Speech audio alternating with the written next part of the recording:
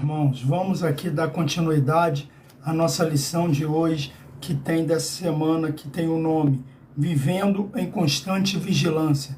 É a nossa lição 11 da revista Batalha Espiritual. Estamos quase chegando ao fim, mas vamos para a nossa lição de hoje.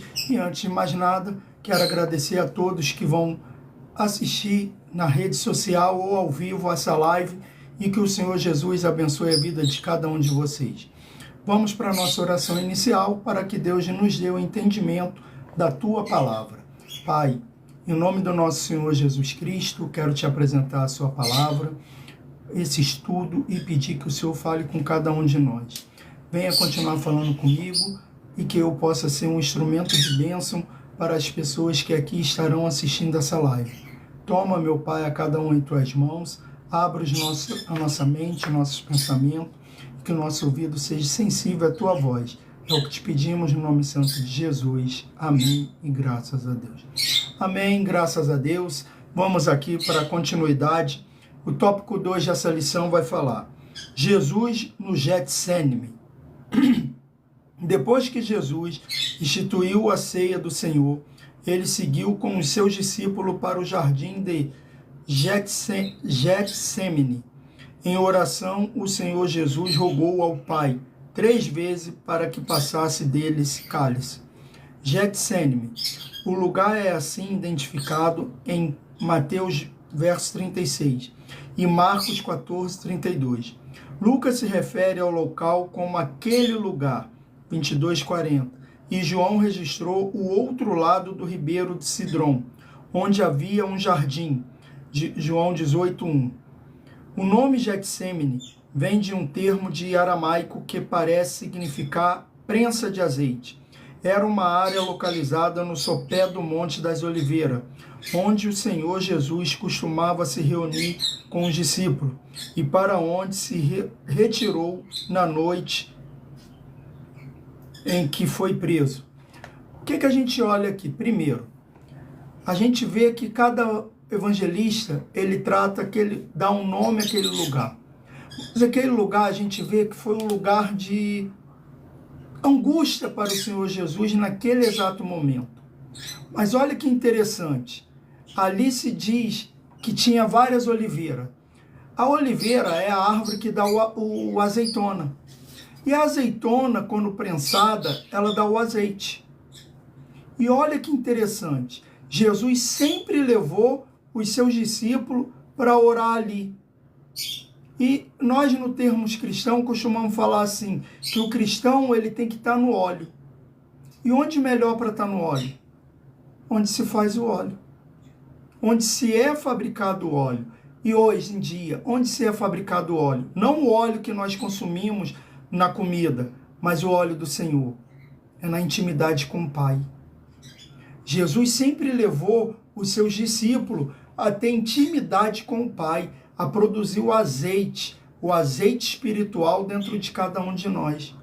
Aquele lugar, fisicamente, produziu o azeite físico, mas Jesus transformou aquele lugar para trazer o azeite espiritual para a vida dos seus discípulos. E ali também foi um lugar de angústia para o Senhor Jesus, que diz que logo após a sua ceia, ele vai para ali e está angustiado. Ele vai orar com seus discípulos ali novamente. Ele leva os seus discípulos ali. E quando nós estamos angustiados, estamos passando por alguma situação, o que nós devemos procurar? Quando a nossa alma está aflita, está triste, está aborrecida, o azeite do Senhor. Foi ali que o Senhor Jesus mostrou para os discípulos e mostra para nós até hoje, para onde nós devemos produzir o azeite. Onde nós devemos ir? Para a presença do Pai. Onde nós conseguimos essa presença do Pai? Podemos conseguir na nossa casa, no nosso quarto, na nossa sala, em muitos lugares. Mas hoje, qual é o principal lugar? Não é a nossa igreja? A igreja do Senhor? Que olha só, todos eles vão para ali. Tá certo que Jesus ele divide em 2 grupos. Um grupo fica mais para trás, os outros 3 que ele escolhe vai com ele mais adiante. Mas é aquilo, é a comunhão com os irmãos, quando nós estamos em comunhão com os irmãos e oramos juntos e buscamos ao Senhor Jesus junto, o azeite é produzido para a nossa vida. Nós nos enchemos cada vez mais do azeite do Senhor. Então procure seu Getsemane para se encher do Senhor, para se encher do azeite que vem do céu. Amém? O 2. A angústia de Jesus. O Senhor Jesus, durante todo o tempo do seu ministério, encarava a sua morte de maneira serena. Mateus 16, 21. Passagem paralela a Marcos e Lucas. Alguns estudiosos do Novo Testamento se perguntam por que só agora começou a entristecer-se e angustiar-se muito. A ponto de dizer, a minha alma está cheia de tristeza até a morte. O seu pavor não era a morte, mas o ser separado do Pai, ao assumir os pecados de toda a humanidade na cruz. 2 Coríntios 5, 21. Pois ele já estava decidido quanto a isso, e tinha consciência de que a sua morte era a vontade do Pai. João 12, 27. Esse era o momento mais crucial para a humanidade, pois estava em jogo a salvação dos pecadores. Então nós vamos ver que Jesus não está angustiado com a morte, porque ele sabe o que viria depois da morte, mas sim a separação dele do Pai. Porque quando Jesus ele aceita e ele vai ter a morte de cruz, ele está trazendo todo o pecado da humanidade sobre ele. E o que nós sabemos? Que o pecado e Cristo e Deus não convivem junto. A luz e as trevas não tem como se unir. Então Jesus está ali, ele está angustiado porque ele sabe que por alguns momentos ele vai se afastar do Pai. E você? E nós? Quantas vezes nos afastamos do Pai e não estamos nem aí? Algumas pessoas têm se afastado do Pai e cadê? Por quê? Por que você não, em vez de se afastar do Pai, não ora para que o Pai não permita que você se afaste? Peça ajuda. Tanto é que o Senhor Jesus fala, se é possível, afaste de mim esse cálice, mas que seja feita a tua vontade. O que Jesus está falando ali? Eu não quero me afastar de ti, Senhor. Eu não quero. Não me largue, não me deixe. Mas, para salvar toda essa humanidade, que seja cumprida a sua vontade. Irmãos, Jesus tinha todo o poder para chegar e falar assim, Senhor, Pai, eu não vou fazer. Eu não quero me afastar de ti. Eu não vou morrer por causa dessa humanidade que vai me condenar, que não vai me aceitar, que até hoje muitos não o aceitaram. Ele poderia ter descido da cruz quando falaram para ele, você não é o Filho de Deus? Por que não desce aí da cruz, já que você é o Filho de Deus? Ele poderia ter descido, ter falado realmente, cadê os meus discípulos? Onde estão aqueles que me seguiam? Estavam atrás de mim porque somente pelas bênçãos que eu trazia? Ele poderia ter descido, mas não, ele continuou. Ele apanhou por nós, sofreu por nós, morreu por nós. E vocês? E nós? O que temos feito para agradar a Deus e agradar a Jesus? Por que a gente não se separa, não tem um medo, temor de quando pecamos, de não voltar logo para a presença do Senhor? Como o Senhor Jesus estava ali, eu não quero me separar de ti, Pai.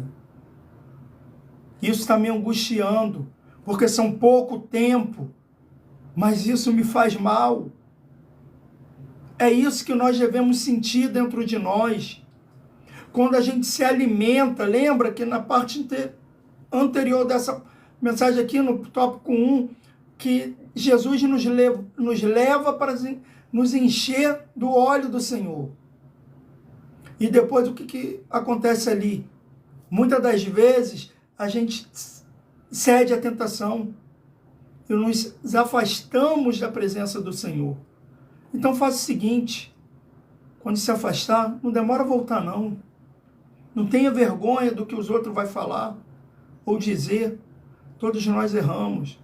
Até mesmo quem vai te julgar. O que não pode é você ficar fora da presença do Senhor. Volte para a presença do Senhor enquanto há tempo.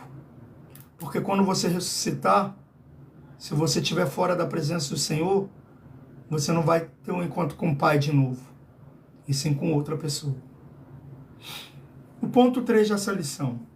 O cálice. A expressão usada por Jesus, meu Pai, se é possível passar de mim este cálice, deve ser entendida à luz do Antigo Testamento. O cálice ou copo aparece com frequência na Bíblia, e muito especialmente na sua aplicação metafórica.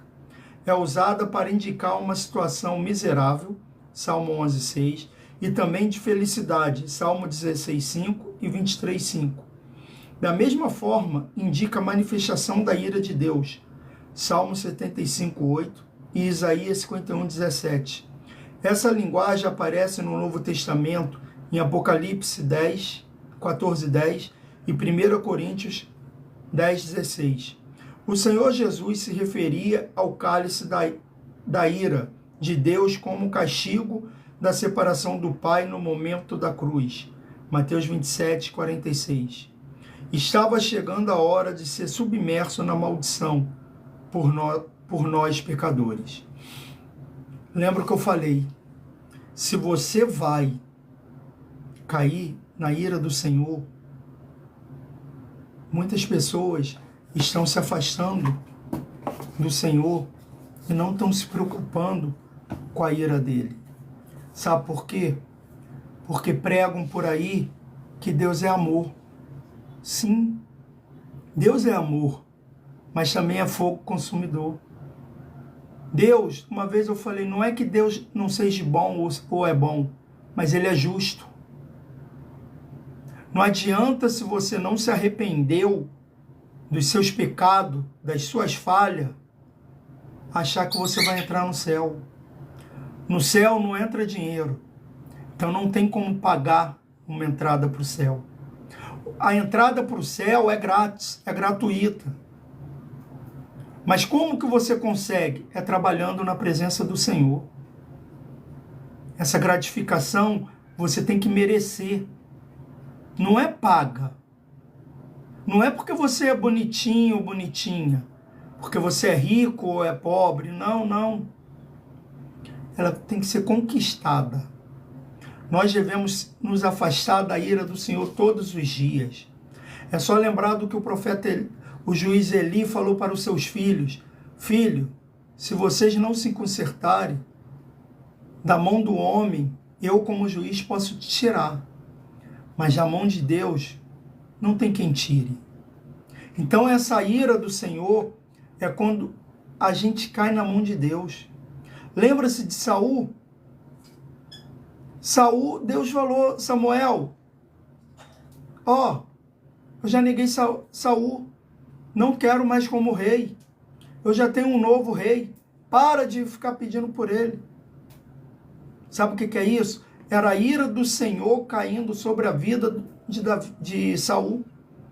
É o cálice de Deus indo para a vida daquele que só quer viver no pecado. Às vezes você vai ver uma pessoa que sofre, que está ali, o que houve? É uma pessoa tão boa. Mas não adianta ser só bom, não. Você tem que estar fora do pecado. Porque existem muitas pessoas boas, mas vivem no pecado. Não são pecadoras, vivem. Há uma grande diferença. Todos nós somos pecadores. Mas nós não devemos viver no pecado. Nós devemos nos arrepender e viver na presença do Senhor. Porque é dessa forma que a gente vai chegar ao céu. Dessa forma que a gente vai receber o nosso convite. A nossa entrada para o céu. Então não queira que a ira do Senhor caia sobre a sua vida. A tentação é grande? É. Mas lembre-se dessa oração que Jesus fez. Pai, se é possível, afaste de mim esse cálice. Lembre-se, Jesus poderia tanto ter levantado ali, ter feito uma oração e ter falado, Pai, arruma outro que eu não vou mais para a cruz. Ou lá na cruz ele ter descido e ter falado, ó, sacudido a poeira, ó, falado, ó, eu não preciso, ó, tô aqui, ó, tô provando, vocês querem que eu prove que eu sou filho de Deus? Tô aqui, ó, provei, mas agora o seguinte, vocês vão ser condenados ao inferno. Jesus tinha todo o poder e todo o direito de fazer isso, mas não fez. Morreu por mim e por você. E toda vez que você vive no pecado, você está crucificando ele mais uma vez. Amém? Lembre-se disso. Toda vez que você peca, você crucifica Cristo mais uma vez. Espero que vocês tenham até aqui gostado dessa lição. Amanhã estarei falando da parte 3 dessa lição. Quero agradecer a todos que entraram aqui. Não consigo falar o nome de todos porque seria injusto falar o nome de todos aqui e esquecer o nome de alguém, mas quero agradecer a todos que entraram aqui na rede social para assistir essa aula e fazer o convite para amanhã vocês estarem de volta. Oremos para o final dessa lição, dessa aula. Pai, em nome do nosso Senhor Jesus Cristo, muito obrigado por mais uma vez estar em Tua presença. Obrigado por mais esse estudo, que o Senhor continue nos orientando durante o dia, que a gente venha aprender e meditar nessa palavra, que a gente venha fazer aquilo que a Tua palavra diz, meditar na Tua palavra dia e noite, que a gente venha começar a entender tudo aquilo que o Senhor deseja, que a gente venha entender da Tua palavra e do Teu Evangelho, mas que a gente não guarde somente para nós, mas que a gente distribua e faça o Teu ID, que essa é a nossa missão. Em nome de Jesus. Amém. Graças a Deus. Obrigado a todos. Que todos tenham um ótimo dia. Amanhã estarei aqui novamente para a gente estarmos juntos nessa live. Que o Senhor Jesus abençoe a vida de cada um de vocês.